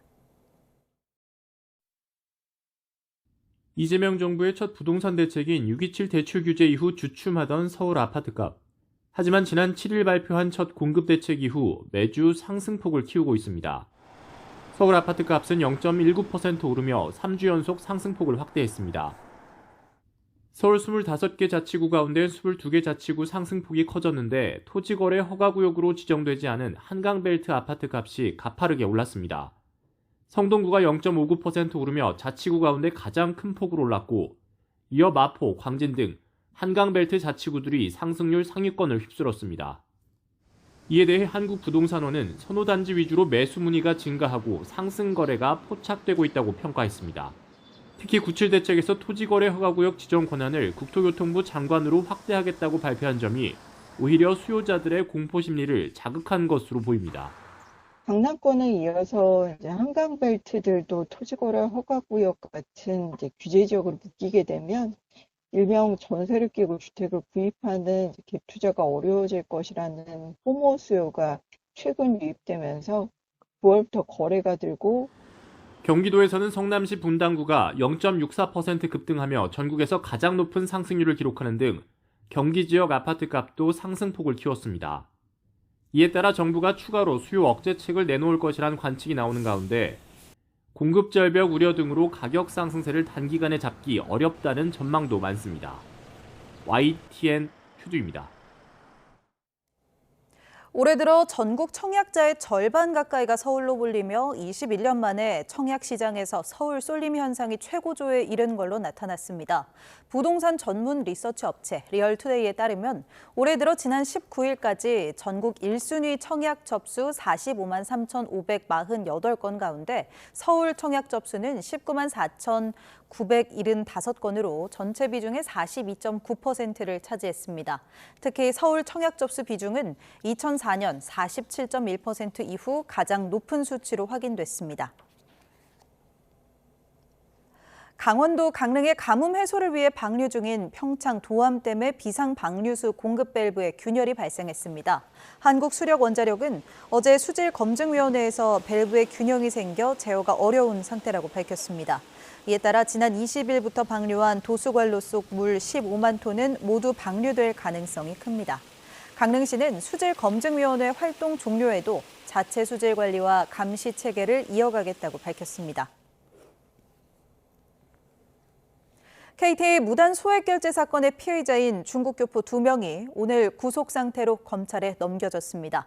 경찰은 윗선에 대한 수사도 이어가고 있는데 이와 별개로 KT 서버 해킹과 은폐 의혹에 대해서도 정식 수사가 이루어질지 주목됩니다. 유서현 기자가 보도합니다. KT 무단 소액결제 사건의 피의자인 중국 교포 2명이 구속 송치됐습니다. 모자를 눌러쓰고 마스크까지 착용한 채 모습을 드러낸 이들은 취재진 질문에 아무런 답을 하지 않았습니다. 중간에 중국은 왜 다녀온 겁니까? 본세가 다 하는 법 윗선이 알려줬나요? 장 씨는 지난달 5일부터 약 한 달 동안 차량에 불법 소형 기지국 장비를 싣고 수도권 아파트 단지를 돌아다니며 범행한 혐의를 받습니다. 유 씨는 소액결제 범행으로 확보한 상품권 등을 현금화해 중국으로 보낸 혐의를 받습니다. 장 씨는 윗선 지시에 따라 장비를 작동시켰을 뿐이라고 주장하고 있는데 경찰은 윗선이 중국에서 장비를 원격 제어해 범행했을 가능성도 열어두고 있습니다. 수사팀이 불법 기지국 장비를 확보했지만 해킹 프로그램이 담긴 노트북 등 또 다른 핵심 증거들은 이미 중국으로 반출된 상태입니다. 억대 범죄 수익금도 대부분 이미 중국에 보내진 것으로 파악됐는데 경찰은 범행을 지시한 상선을 계속 추적할 계획입니다. 이와 별개로 경찰은 KT 서버 해킹 정황과 KT 측의 은폐 의혹에 대해서도 입건전 조사를 진행 중입니다. KT는 지난주 서버 침해 정황을 발견했다며 정부에 신고했는데 국회 청문회에서는 지난 7월부터 알고 있었다는 취지로 답해 논란이 됐습니다. 7월 9일 날 용역업체가 KT의 서버 침해 상황에 대해서 중간 보고를 했다고 합니다. 사실이지요? 제가 중간 보고를 받은 시점은 7월 22일입니다. 경찰 관계자는 YTN에 사안을 폭넓게 살펴보고 있고 동시에 과학기술정보통신부의 판단도 지켜보고 있다고 설명했습니다. 이에 대해 KT 측은 경찰 조사에 적극 협조할 방침이라는 원론적인 입장을 밝혔습니다. 과기부는 신고 지연의 고의성 여부 등이 확인되면 경찰에 수사 의뢰를 하겠다고 밝혔는데 정식 수사가 이루어질지 주목됩니다. YTN 유서연입니다. 검찰청 폐지를 골자로 한 정부조직법 개정안이 국회 본회의에 상정됐습니다. 민주당은 금융당국 개편은 빼면서 막판 합의를 시도했지만 국민의힘은 부작용이 우려되는 졸속 입법이라며 필리버스터 버티기에 돌입했습니다. 보도에 황보혜경 기자입니다. 본회의가 열리는 아침 더불어민주당과 정부, 대통령실 고위 관계자들이 국회에서 급하게 모였습니다. 검찰청 폐지를 담은 정부조직법 개정안은 예정대로 상정하되 금융위원회 개편은 일단 제외하기로 했습니다. 금융 관련 정부 조직을 6개월 이상 불안정한 상태로 방치하는 것은 경제위기 극복에 전혀 도움이 안 된다는 점에 공감대를 형성했습니다. 국민의힘 제안을 일부 받아들이면서 막판까지 합의 처리를 촉구한 겁니다. 개편안을 두고 금융당국 반발이 이어지는 데다 야당이 소관 상임위원장을 맡고 있어 패스트트랙으로 지정되면 최소 180일이 지나야 상임위 통과가 가능하다는 점도 고려한 조치로 풀이됩니다. 본회의 직전까지 국회의장 중재로 여야 원내대표가 1시간 넘게 회동했지만 합의는 최종 결렬됐습니다. 결국 우원식 국회의장은 민주당 요구대로 정부조직법 개정안을 비롯해 방송미디어통신위원회 설치법과 국회법 개정안, 국회 증언감정법 개정안 등 4개 쟁점 법안을 본회의에 올렸습니다. 정부조직법 원안을 야당의 반대로 수정안을 낼 수밖에 없는 통탄스러운 상황이 왔습니다. 국민의힘은 검찰과 기재부, 이진숙 방송통신위원장을 겨냥한 졸속 조직계약이라고 반발했습니다. 금융위와 금감원을 현행 유지하기로 했다지만 민주당은 언제든 입장을 뒤집을 수 있다고 지적했습니다. 더불어민주당의 그간의 태도를 볼 때 야당과의 합의나 약속을 하루아침에 엎어버리고 또다시 단독으로 추진할 개연성은 얼마든지 있다고 보여집니다.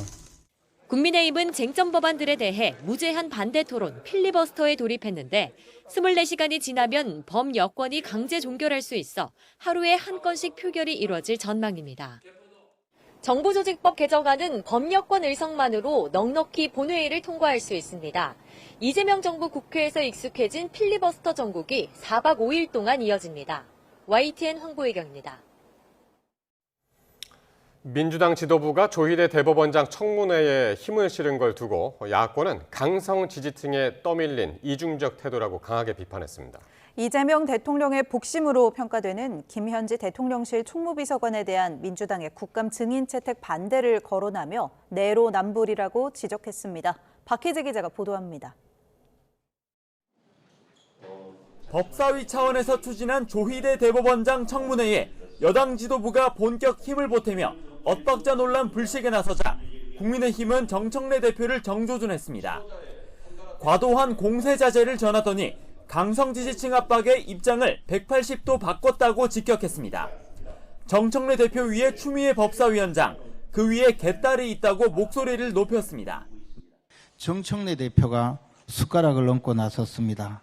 피고인 이재명에 대한 대법원 판결을 대선 개입이라고 하는 것, 이것이 과연 정상적인 사고인지. 여기에 이 대통령 핵심 측근으로 꼽히는 김현지 총무비서관 국정감사 증인 채택 무상과 비교하며 전선을 확장하는 모양새입니다. 대법원장을 불러 삼권 분립 훼손을 시도하면서 대통령이 아끼는 신복 앞에선 고개를 숙인다며 방탄의 총대를 매는 이중적 태도라고 질타했습니다. 김현지 총무비서관이 얼마나 실세길래 이렇게 민주당 모든 의원들이 달려들어서 국회에 나오는 것을 막으려고 하는지. 개혁신당도 여당을 향한 압박에 가세했습니다. 조희대 대법원장은 출석시키고 김 비서관은 안 된다는 게 민주당식 공정이냐며 내로남불이라고 비판했습니다. 여당이 추진하는 내란전담 재판부법에도 날을 세웠습니다. 진행 중인 재판의 재판부를 법으로 바꾸는 건 위헌이라고 꼬집으며 윤석열 전 대통령의 석방이라는 결과를 가져올 거라고 주장했습니다. 윤석열 전 대통령은 기쁨의 어퍼컷을 하면서 지기현 판사에게 위헌 법률 심판 재청 신청을 할 것입니다. 형사재판은 중단되고 1심 구속기간이 만료되면 윤석열 전 대통령은 석방됩니다.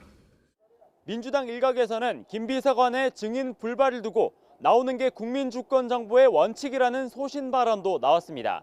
여당 내 이 같은 온도차를 겨냥한 야권의 화력전은 당분간 이어질 거로 전망됩니다. YTN 박희재입니다. 네, 미국 뉴욕을 방문하고 있는 이재명 대통령이 현지에서 투자 설명회를 열고 있습니다. 네, 발언 함께 보겠습니다. 제가 얘기하면 되나요? 네, 이렇게 많은 분들이 함께 해주셔서 고맙습니다.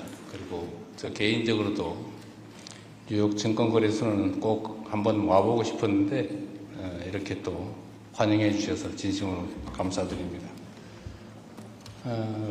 미국은 자본주의 시장 경제를 이끌어가는 선두주자인 동시에 핵심이기도 합니다.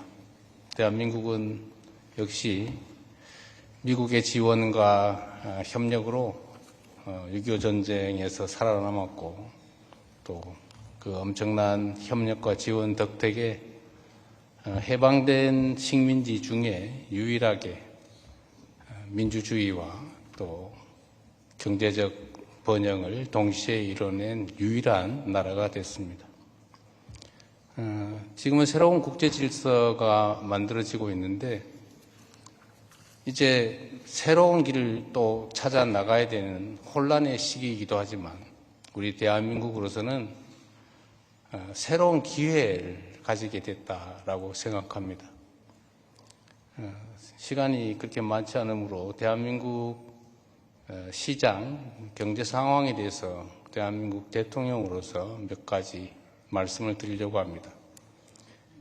미국 시장도 사상 최고치를 연일 갱신하고 있지만 대한민국 시장 역시 사상 최고치를 계속 갱신하고 있습니다. 제가 대통령 선거 기간 동안에 이런 말씀을 드렸어요. 우리 민주당이 그리고 이재명 대통령이 당선되는 그 사실만으로도 대한민국 주가지수가 3,000포인트를 넘어서게 될 것이다. 실제로는 그 이상으로 지금 주가가 오르고 있습니다.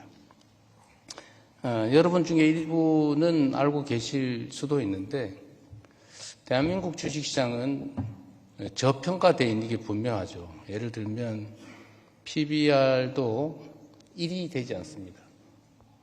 PER 역시도 매우 낮은 상태죠. 저개발 단계 국가들의 PBR이나 PER보다도 훨씬 낮습니다. 대체 왜 그럴까? 대한민국 기업들의 개별 실력 그리고 실적은 정말로 높이 평가할 만한데 주가는 왜 그렇게 낮게 형성되어 있을까? 여러분도 다 아시죠? 몇 가지 원인이 있습니다. 그 첫 번째는 한반도의 지정학적 리스크죠. 혹시 전쟁이 지금 정전 중인, 휴전 중인 나라인데 또 군사 밀도도 높고 혹시 무슨 일 생기지 않을까? 그것도 영향을 미칠 겁니다. 또 한 가지는 매우 부끄러운 일이기도 한데 기업 경영이나 지배 구조가 매우 불투명하다, 불공정하고 불합리하다라는 것입니다. 좋은 주식이라고 사놨는데 어느 날 보니까 갑자기 물적 분할이나 뭐 이런 걸 통해 가지고 알맹이가 싹 빠져나가는 그런 황당한 일이 벌어지기도 하죠. 그 외에도 여러 가지 많습니다. 세 번째는 시장의 불공정성이죠. 뭐 정말로 부끄러운 일이고 그러나 앞으로는 시정이 명확하게 되겠지만 뭐 주가 조작이 그냥 공공연하게 이루어지고도 그에 대한 제재가 분명하지 않다. 뭐 이런 점들이 있죠. 그리고 또 한 가지는 이제 정치적 불안정성, 예측의 불투명성, 대한민국 경제와 산업은 어느 방향으로 가게 될까? 이 점에 대해서 확고한 방향성이 보이지 않았던 측면이 있습니다. 그리고 외국인 투자자들이 한국 시장에 투자하는데 약간의 장애 요소들도 있었던 게 사실이죠. 그런데 이게 이제 다 바뀔 겁니다. 대한민국 국민들도 이제 그 점을 믿죠. 특별한 현실적 개선 조치가 없이도 이재명 정부의 수립, 이재명 정부의 출발 자체만으로도 이 시장이 이제 정상화되겠다. 어느 정도는. 그 기대만으로도 주가는 올라갈 수밖에 없는 거죠. 지금도 올해 전 세계에서 가장 많이 주가가 올랐지만 압도적으로 많이 올랐죠. 그러나 여전히 주가 수준, PBR 기준으로는 겨우 1.0을 살짝 넘은 정도, 그 정도에 불과합니다. 뭐 PER도 마찬가지죠. 앞으로도 계속 개선될 가능성이 저는 많다고 생각합니다. 새로운 정부는 몇 가지 조치를 할 계획이고 실제로 하고 있습니다. 그 첫 번째는 시장의 불투명성, 예를 들면 주가 조작이나 불공정 거래 이런 점에 대해서 아주 가혹하다 싶을 정도로 엄정하게 대응해서 결코 부당한 거래를 통해서 부당한 이득을 얻을 수 없게 만들 겁니다. 제가 대한민국에서도 이렇게 얘기했습니다. 이 주가 조작하거나 시장을 왜곡하면 패가 망신한다. 이 영어로 번역이 잘 안 될 수 있는데 완전히 망한다 그런 뜻입니다. 실제로 그렇게 하고 있어요. 합동조사단이 아주 지금 활동을 열심히 하고 있습니다. 앞으로도 계속 할 거고 아예 불투명한 불공정한 거래는 꿈도 꿀 수 없는 정말로 그런 비정상적인 행동을 통해서 부당한 이익을 노리면 그야말로 완전히 망해버리는 그것이 결코 시도할 수 없는 그런 시장을 만들 겁니다. 또 한 가지는 지금 이제 여러 차례 2번에 걸쳐서 상법 개정을 했는데 기업의 이 불합리한 의사결정 구조 이거를 아주 합리적인 의사결정 시스템으로 바꿀 생각입니다. 지금 2번에 걸쳐서 뭐 아시는 분 계실 겁니다. 예를 들면 이사의 책임이 주주에 대해서도 직접 책임을 진다. 라고 바꿔서 소수주주들 또는 일반 투자자들이 결국 손해보지 않게 부당하게 취급되지 않도록 제도적으로 보완해서 특정 주주만의 이익을 위해서 의사결정을 하거나 경영을 하게 되면 엄청난 손해배상에 심하면 형사처벌까지도 받게 이렇게 만들어놨습니다. 또 한 가지는 2차 상법 개정을 통해서 기업 내 의사결정에 주주들이 공평하게 참여할 수 있게 이렇게 만들어놨고 세 번째 지금 3차 상법 개정도 지금 하고 있는 중인데 물론 뭐 저항이 없는 건 아닙니다만 그러나 해야 될 일이기 때문에 실제 시행하게 될 텐데 예를 들면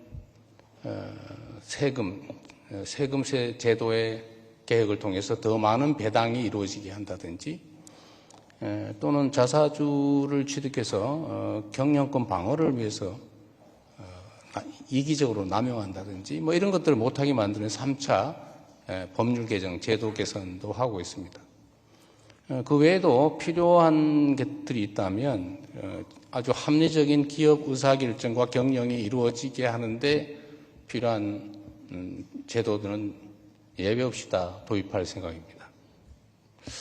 그리고 세 번째, 이게 사실 중요할 텐데, 한국의 지정학적 리스크, 남북 대치, 군사적 대치 때문에 오는 불안정성, 이로 인한 저평가 문제도 앞으로 많이 개선되게 될 겁니다. 제가 말씀드릴 수 있는 것은 대한민국은 전 세계에서 군사력이 주한미군 전력을 빼고 자체 군사력 수준이 세계 5위입니다. 엄청난 군사력을 가지고 있죠. 북한의 1년 국민 총생산, 1년 GDP보다 대한민국의 현재 국방비가 1.5배에 가깝습니다. 그러니까 1년에 북한이 생산하는 총량보다 대한민국 1년 국방비가 1.4배예요. 비교가 안 되죠. 그리고 아는 것처럼 대한민국의 방위산업의 수준이 엄청나게 높죠. 아마 생산 능력, 소위 납기를 맞추거나 주문을 소화하거나 또 기술력이나 성능이나 가격 측면에서 지금 아마 물론 첨단 기술 분야에서는 일부 미국이나 일부 국가에 좀 뒤지는 건 사실이지만 대체적으로는 압도적이죠, 대한민국이. 엄청난 국방 산업 능력을 가지고 있고 앞으로 저희는 국방비 지출을 뭐 트럼프 대통령의 요청도 있기도 하지만 꼭 그거와 관계없이도 자체 국방력 강화를 위해서 국방비 분야의 지출을 대폭 늘릴 생각입니다. 한 나라의 국방은 그 나라 자체적으로 다 책임져야 되겠죠. 그래서 국방력이나 군사력 문제에서는 실제로는 전혀 걱정할 필요가 없는데 문제는 자꾸 대한민국 또는 한반도에서의 군사적 긴장에 대해서 걱정이 생기는 이유는 다 정치적인 이유 때문이죠. 뭐 아시겠지만 이것도 약간 부끄러운 얘기긴 한데 북한을 자꾸 다른 이유 때문에 자꾸 자극을 하고 사실상 북한에 대해서 도발을 하고 그 제가 옆에서 보니까 지금 북한이 휴전선에다가 전쟁 직후에도 하지 않았는데 3중 철조망을 설치하고 있어요. 남쪽으로 침략하기 위해서 하는 게 아니고 북쪽으로 못 올라오게 그 방어시설을 지금 구축하고 있습니다. 불안한 거죠, 북한이. 군사력에서 워낙 밀리니까. 그래서 이거는 사실 정치적인 문제여서 대한민국의 새로운 정부는 저는 북한과의 관계 개선이 반드시 필요하다.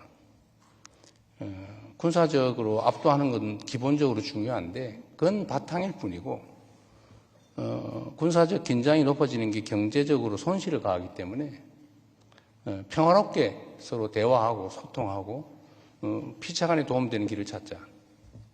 이렇게 생각하고 있습니다. 또 그러기 위한 실질적 조치들도 우리가 선제적으로 먼저 하고 있죠. 제가 트럼프 대통령께도 이런 말씀을 드렸습니다. 북한은 체제 유지를 위해서 경제력이나 다른 국가 역량으로는 비교가 안 되니까 소위 비대칭 무력, 핵무기 개발에 수십 년 동안 매달렸고 또 미국과의 협상을 위해서든 자기 체제 유지를 위해서든 미국에 도달할 수 있는 핵폭탄을 싣고 미국을 폭격할 수 있는 대륙간 탄도미사일 ICBM을 계속 개발하고 있죠.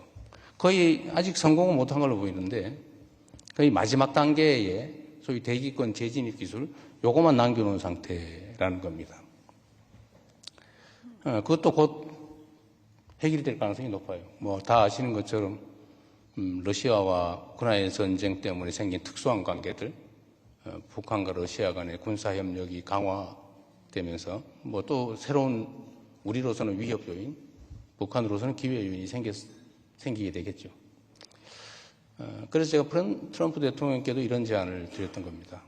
제가 정치적 수사로 한 얘기가 아니고 진심으로 한 얘기예요. 북한이 체제 유지를 위해서 필요한 핵무기는 이미 충분히 확보한 걸로 보여진다. 그런데 1년에 계속 핵탄두 15개에서 20개 정도를 만들 수 있는 핵물질을 계속 생산하고 그 핵폭탄 제조 능력도 키우고 있다. ICBM, 미국에 도달할 수 있는 ICBM, 핵탄두를 싣고 미국에 도달할 수 있는 그 ICBM 기술도 거의 막바지에 다다랐는데 이걸 계속 그냥 방치하게 되면 매년 15개에서 20개 정도의 핵폭탄은 계속 늘어나고 ICBM 기술은 점점 발전해서 결국은 북한 체제 유지 방어를 위해서 필요한 양을 초과하는 핵무기는 그럼 어떻게 할 것 같으냐. 우려되는 점은 다른 나라로 또 수출하겠죠. 그럴 가능성이 많죠.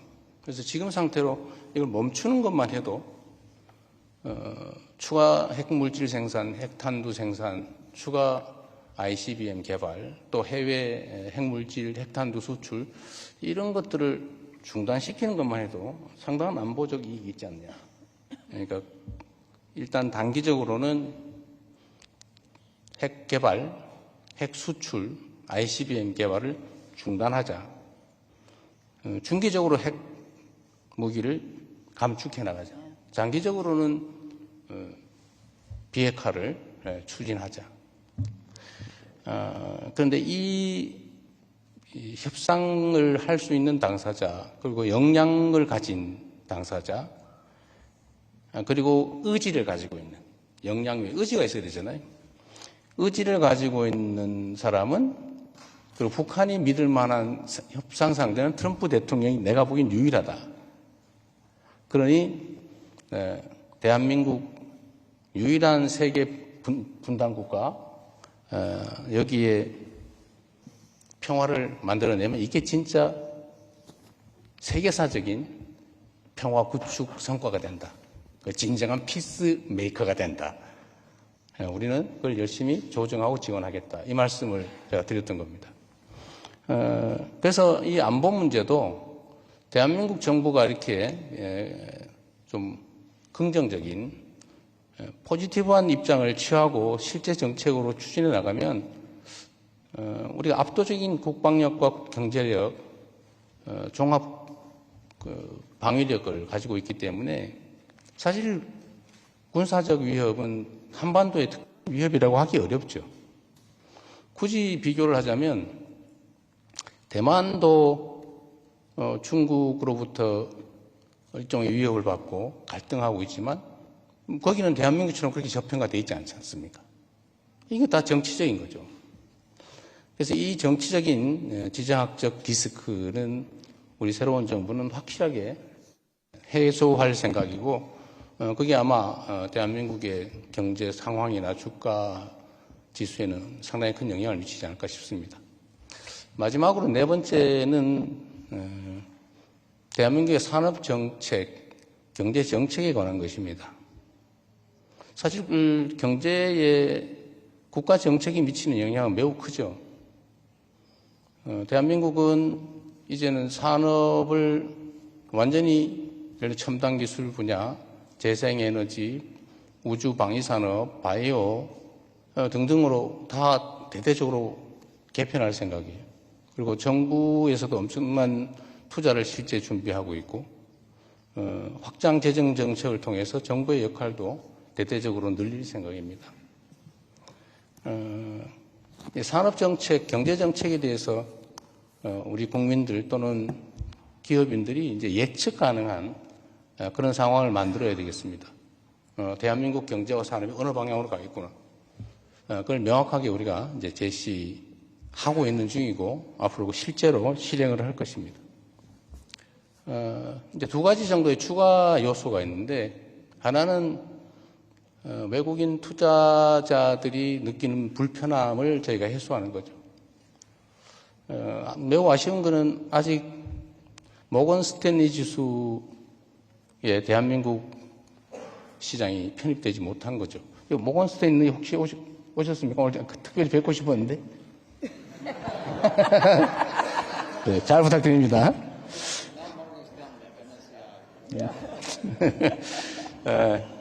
MSCI에 이제 우리가 편입되는 것은 우리가 이제 준비 정도가 부족하기 때문인데, 그 중에 제일 핵심은 역시 이제 요게 환거래 시장 문제라고 제가 들었습니다. 그 문제도 저희가 아주 빠른 시간 내에 저희가 또 해소할 생각입니다. 그런 외국인 투자자들의 투자의 불편함이 없도록 그런 필요한 조치는 충분히 할 생각이고, 지금 외국환 거래 시장도 지금 시간 제한이 꽤 있는데 그 시간 제한을 거의 없애는 방향으로 저희가 좀 만들고 있습니다. 또 한 가지, 아까 대한민국에 부동산 투자하시는 분이 계시던데 제가 농담으로 그렇게 말씀드렸습니다. 부동산보다는 주식으로 좀 방향을 바꾸시는 게 어떻겠습니까? 이렇게 말씀을 드렸는데, 대한민국은 실제 부동산에 대한 투자 비중이 너무 높아요. 거의 80% 가까이가 부동산입니다. 특히 주택 이런 데 다 집중돼 있죠. 그래서 대한민국은 국가 정책으로 이런 금융자산 시장으로 국민들이 투자 방향을 바꾸도록 뭐 세제든 금융 정책을 다 대대적으로 전환할 계획을 가지고 있습니다. 그래서 오늘 여기 금융위원회, 금융감독원 등등 이 부분 담당자도 일부러 다 같이 함께 왔습니다. 약간 이제 대한민국은 너무 부동산에 자산이 너무 집중돼 있어서 부동산 가격이 너무 지나치게 높고 그게 기업 생산 활동에도 지장을 주고 또 장기적으로 보면 경제적 불확실성을 높이고 있기 때문에 자산의 금융 투자도 금융기관들도 이제 생산적 영역으로 좀 전환하도록 저희가 정책적으로 다 준비를 하고 있습니다. 제가 말씀드리는 게 좀 길었는데 여러분의 의견도 조언도 듣고 싶습니다. 마지막으로 제가 아까 우리 회장님께 따로 한 말씀을 드렸는데 저희가 이렇게 대대적으로 체질 개선을 하고 있는 중인데 여러분들이 대한민국 시장에 관심 가져주시기를 오늘 이렇게 부탁을 드리긴 하지만 이게 분명히 한국 시장 좋아질 건데 물론 제가 100% 보장을 할 수 없습니다만 여러분들이 한국 시장에 투자하기 전에 우리 대한민국 국민들이 먼저 많이 좀 사놔야 이 시장이 개선되는 이익을 우리 국민들이 더 많이 누릴 텐데 너무 빨리 들어오실까 봐 걱정이 되긴 합니다. 네, 오늘 여러분들의 좋은 말씀 들어보기로 하고 제가 말씀은 드리는 것은 여기서 마치도록 하겠습니다. 고맙습니다. 예, 지금까지 뉴욕 증권거래소에서 열리고 있는 대한민국 투자설명회의 이재명 대통령의 모두 발언 들으셨습니다. 보셨습니다만 이제 미국 현지 경제인들, 네. 금융사, 투자사, CEO들 많이 모였고 그것은 대한민국에 많이 투자해달라 이런 것들을 호소하는 그런 자리였죠. 네, 먼저 저평가된 우리 경제 이야기 또 북한과의 안보 비전을 강조하면서 트럼프 대통령의 이 개입의 중요성에 대해서도 좀 언급을 했었는데요. 우리 기업 가치가 저평가돼 있다면서 불공정 거래, 불투명한 지배 구조 등을 개혁하고 주주 권리를 강화하겠다는 내용을 이야기했습니다. 또 끝으로도 부동산 편중돼 있는 우리 시장을 좀 개선해서 투자 환경을 개선하겠다면서 외국인 투자자들의 관심을 당부하는 내용까지 언급을 했습니다. 그러니까 북한의 위협으로 인해서 이제 지정학적 리스크 이런 것들은 이제 해외에서 많이 걱정들 하는데 이런 건 많이 걱정하지 않아도 된다 이런 거 많이 강조를 했고 미국 달러가 이제 우리 주식시장으로 많이 좀 대거 유입이 됐으면 좋겠습니다. 네, 이 자리에는 현지 경제인들도 많이 참석을 했는데요. 관련한 소식이 또 들어오는 게 있다면 바로 또 전해드리도록 하겠습니다. 네, 다음 소식입니다. 법원이 내란 특검이 추가 기소한 윤석열 전 대통령 사건의 첫 재판에 대한 중계를 허용했습니다. 지난 7월 재구속된 이후 불출석을 이어가던 윤 전 대통령이 85일 만에 법정의 모습을 드러낼 전망입니다. 신기혜 기자가 보도합니다. 내란 특검이 신청한 윤석열 전 대통령 재판의 중계를 법원이 일부 받아들였습니다. 특검이 추가로 기소한 특수공무집행 방해 혐의 사건의 첫 공판기일을 촬영할 수 있도록 한 겁니다. 오전 10시 15분 공판기일 시작부터 마칠 때까지의 모습이 촬영돼 공개됩니다. 다만 법원은 윤 전 대통령 보석신문은 촬영을 허가하지 않았는데 그 이유는 당일 법정에서 설명할 예정이라고 밝혔습니다. 언론사들도 촬영이 가능하긴 하지만 재판 시작 직전까지만 찍고 퇴장해야 하기 때문에 법원에서 전체 과정을 촬영한 뒤 촬영본을 별도로 제공할 예정입니다. 따라서 윤 전 대통령의 모습과 법정 상황은 약간의 시차를 두고 일반에 공개될 전망입니다. 이와 관련해 특검은 중계가 처음인 만큼 특검에서도 잘 준비하겠다고 짧게 입장을 밝혔습니다. 통상 첫 공판기일에는 피고인의 인적사항 확인과 검찰 측의 모두 진술, 피고인 측의 혐의에 관한 의견 진술이 이뤄지고 이후 절차 논의 정도가 진행됩니다. 재판부가 특별히 발언 기회를 더 주지 않는 이상 윤 전 대통령은 인적사항 확인과 혐의 의견 진술 순서 정도에 직접 발언할 수 있을 거로 보입니다. 특검에 의해 재구속된 지 2달여 만에 국민 앞에 모습을 드러내는 윤 전 대통령이 어떤 발언을 내놓을지 주목됩니다. YTN 신기혜입니다.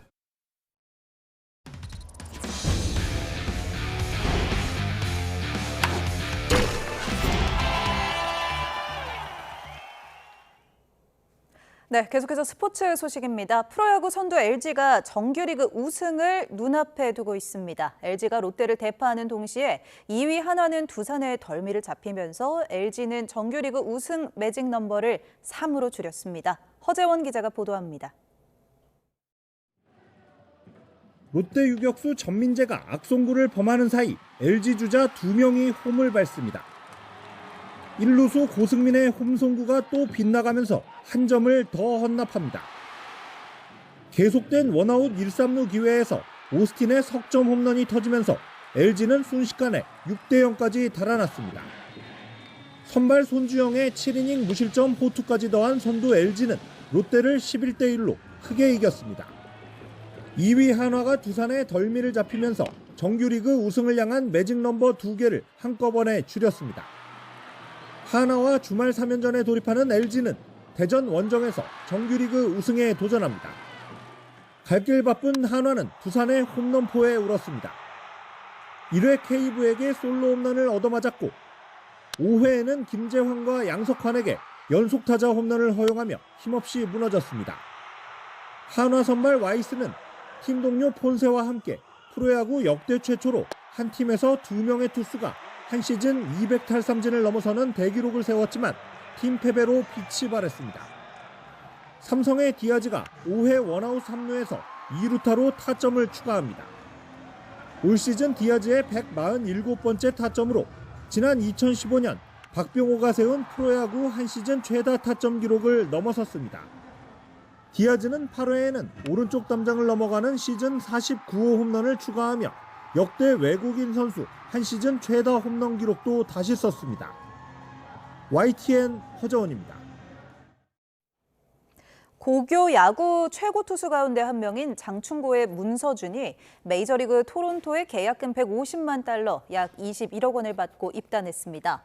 키 196cm의 뛰어난 체격 조건에 빠른 공과 다양한 변화구를 던지는 문서준은 고교 야구 통산 24경기에서 평균 자책점 2.18에 66이닝 동안 삼진 93개를 잡아냈습니다.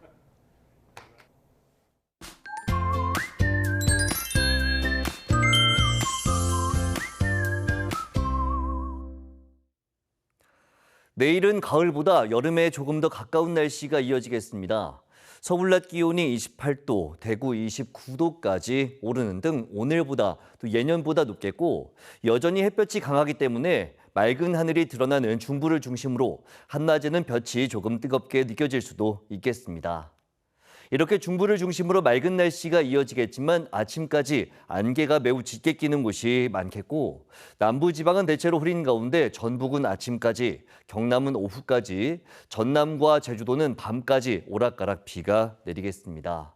비의 양은 전남 남해안과 제주도에 최고 60mm, 다른 지역은 5에서 40mm가 되겠습니다.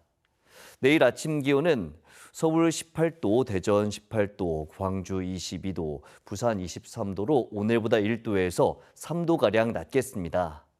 낮 기온은 서울 28도, 대전 27도, 광주 27도, 부산 28도로 오늘보다 2, 3도가량 높겠습니다. 주말인 모레는 호남과 제주도를 중심으로 휴일에는 전국 곳곳에 또다시 비가 내릴 전망입니다. 날씨 정보였습니다. 목요일 뉴스나이트 마치겠습니다. 시청해주신 여러분 고맙습니다.